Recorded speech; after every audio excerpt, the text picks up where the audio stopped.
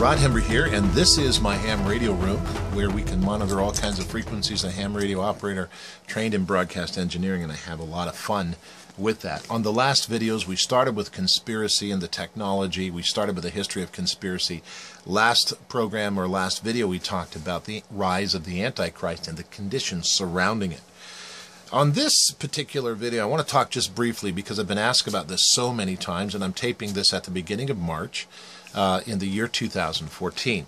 We have just witnessed the nation of Russia moving into Ukraine and Crimea with troops. And at this point in history, the beginning of March, when I record this, I don't know what the future is going to hold. But I do want to mention to you something very interesting. Surrounding the end time, surrounding the approaching time of tribulation, there is this prophecy in Ezekiel chapter 38 and 39, and actually 40.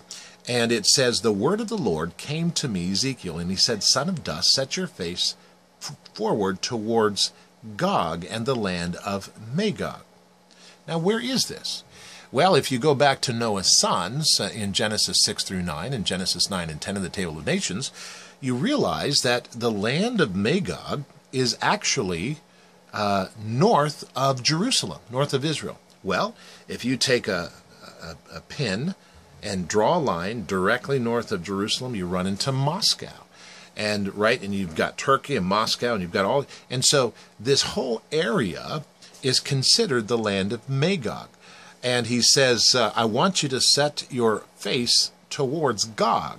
That's a title of the ruler of that land, the chief prince Meshesh, and also Tubal, and prophesy against him. And thus saith the Lord, Behold, I am against you, O Gog, and prince of Meshesh and Tubal, and I will turn you about and put hooks in your jaws, and I will bring you out. Now, the rest of the scripture, I don't have time to read it all, basically says that this particular situation, this particular land to the north of Israel, will come down and attack Israel, will surround Israel and try to attack Israel, but it will not go well, and they will be pushed back. Now, here's the great mystery, and I am not a prophecy teacher, I'm a Bible teacher, but as I look at this, it's very difficult to tell exactly when this will happen.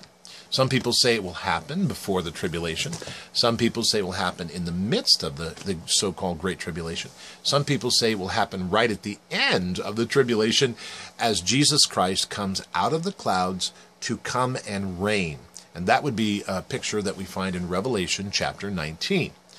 However, what we do know is that the image is that this land of Magog, which appears to be that European Russia, there's a difference between European Russia and Asia Russia, but European Russia will actually gather all of its resources, pull together its empire, draw in others, draw in Turkey and draw in some others, and begin to, and probably many of the Arabic nations, and come down on Israel and try to attack them.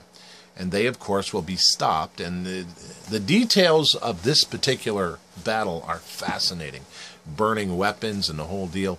But all I'm saying is this is very interesting as we watch the aggression of the land of Magog, European Russia. That's fascinating. And so responding to people who've asked me the question, what does the Bible say about what's happening in Russia right now? I don't know specifically right now, but could this be the beginning of the pulling together of a great empire to the north that will gather itself eventually against Israel? I don't know, but it's very, very possible.